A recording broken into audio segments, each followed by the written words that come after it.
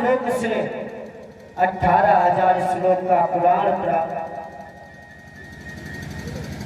व्यास जी के माध्यम से बना।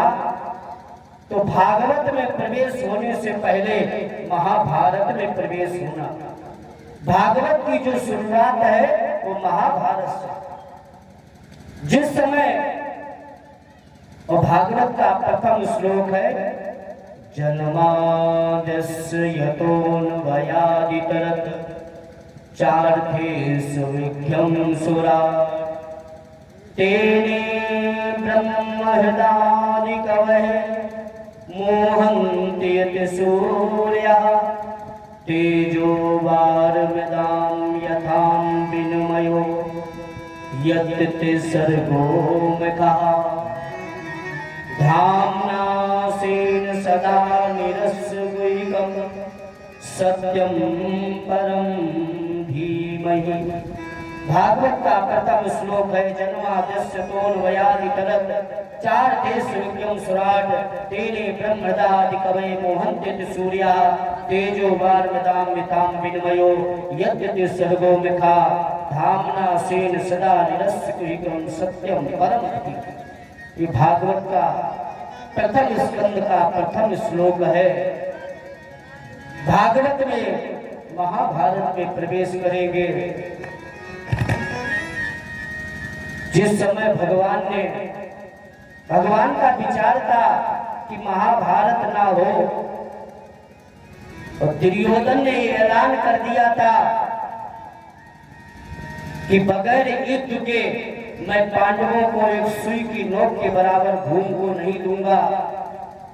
फिर भी भगवान संध प्रस्ताव लेकर गए, दुर्योधन को समझाया, ऐसा है युद्ध से कभी किसी का कल्याण नहीं हुआ है, तुम्हारे भाई है, बंधु है, ऐसा करो ये 5 भाई है, 5 गांव दे दो। तो दुर्योधन ने साफ मना कर दिया, एक ये सब बगैर युद्ध के मैं कुछ भी नहीं दूंगा। परीक्षित जी, ऐसी नौबत क्यों आई? ऐसी नौबत क्यों आई? भारत में 2 गद्दियां हैं, एक राजगद्दी और एक व्यास गद्दी। और जब जब भारत की व्यास गद्दी बिगड़ती है तो भारत में महाभारत हो जाता है। व्यास गद्दी पर बैठने वाले की ये नैतिक जिम्मेवारी होनी चाहिए कि हमें क्या बोलना चाहिए। और जब जब व्यास गद्दी बिगड़ती है तो वहां पर महाभारत संग्राम होने वाला है। एक अयोध्या की व्यास गद्दी और एक हस्तिनापुर की व्यास गद्दी। अयोध्या की व्यास गद्दी पर महाराज वशिष्ठ जी विराजमान है। पता लगा सुबह राजा बनना है भगवान को, उन्हें वनवास हो गया, पर वहां पर व्यास गद्दी वाले मजबूत रहे। समय आने पर वहां पर राम राज्य की स्थापना। और एक हस्तिनापुर की व्यास गद्दी जो राजगद्दी से संचालित होती थी, जो राजगद्दी वाले कहते थे वही हस्तिनापुर के व्यास गद्दी वाले करते थे। एक भाई दूसरे भाई का हक छीन रहे, व्यास गद्दी वाले मूर्ख दृष्टा बने। बाबा भीष्म, कृपाचार्य, द्रोणाचार्य। तो भारत में जब जब व्यास गद्दी बिगड़ती है तब तब महाभारत हो जाता है। तो व्यास गद्दी पर बैठने वाले की नैतिक जिम्मेवारी है, जो सही है उसे बोलना चाहिए, न्याय के प्रतिपाद कहना चाहिए। भगवान ने विचार किया अब बगैर युद्ध से कुछ होगा नहीं, भगवान वापस आ गए। तो जैसे भगवान वापस आए तो भगवान ने एक ऐलान कर दिया, मैं किसी की तरफ से अस्त्र शस्त्र नहीं धारण करूंगा, मैं युद्ध में किसी की तरफ से अस्त्र नहीं उठाऊंगा, और मुझसे जिसे जो मदद चाहिए वो हमसे मदद मांग ले। तो जिसके पास ज्यादा पैसा होता है उसे पैसा संग्रह करने की ज्यादा इच्छा होती, हमारे पास पैसा और बढ़े, और जिसके पास कम होता है उसका विचार है भोजन करो भजन करो, जो हो गया ठीक, सुकून से वो सोएगा।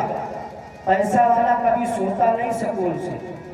उसी प्रकार दुर्योधन के पास बड़े बड़े वीर योद्धा है, बहुत सेना है, फिर भी विचार हुआ कि कृष्ण ने कहा मुझसे जो मदद मांगो मैं दूंगा। तो दुर्योधन के मन में विचार आया भगवान की ऐसा करे चतुरंगिनी सेना को मांग ले। तो भगवान ने कहा जो मेरे पास पहले आएगा मुझसे जो मांगेगा मैं उससे दे दूंगा। भगवान जाकर अपने महल में चले गए और सैन्य कक्ष में जाकर वहां पर सो गए। तो ये दुर्योधन ने विचार किया ऐसा ना हो अर्जुन पहले पहुंच जाए, कहीं सेना ना मांग ले। तो ये अर्जुन से पहले दुर्योधन पहुंच गए और भगवान लेटे थे, ये जाकर भगवान के सर की तरफ बैठ गया और दुर्योधन भी पहुंच गए। दुर्योधन सर की तरफ बैठे और अर्जुन भी पीछे से पहुंच गए। अर्जुन जाकर भगवान के चरणों में बैठे। परीक्षित जी, जब आंख खुलेगी तो नजर किस पर जाएगी? पहले अर्जुन पर जाएगी। और भगवान कितना जानता है, चींटी के पग घुंघरू बाजे सोहू साहब जाने। एक दिन में चींटी कितने कदम चलती है परमात्मा सब कुछ जाने। भगवान ने कहा अर्जुन कितना समय हुआ है? जैसे भगवान ने कहा ये दुर्योधन खड़ा हो गया, कहने लगा गोविंद पहले मैं आया।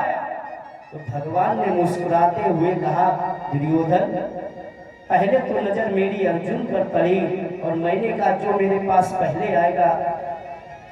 दुर्योधन ने कहा नहीं पहले मैं आया।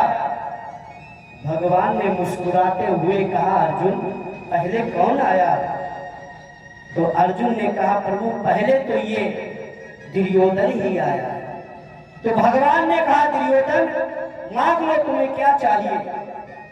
जैसे कहा तो दुर्योधन ने कहा ऐसा है गोविंद अपनी जो चतुरंगिनी सेना है वो हमें दे दो। तो भगवान ने कहा जाओ हमने आपको अपनी सेना। अब अर्जुन के मन में विचार आ रहा सेना तो हमें भी चाहिए, पर भगवान ने तो दुर्योधन को वचन दे दिया। अब अर्जुन सर को नीचे करे झुकाए खड़े। भगवान ने कहा वो अर्जुन अब आपको क्या चाहिए? तो अर्जुन ने कहा प्रभु अब हमारी ये इच्छा है आप अब हमारे पक्ष में आ जाओ।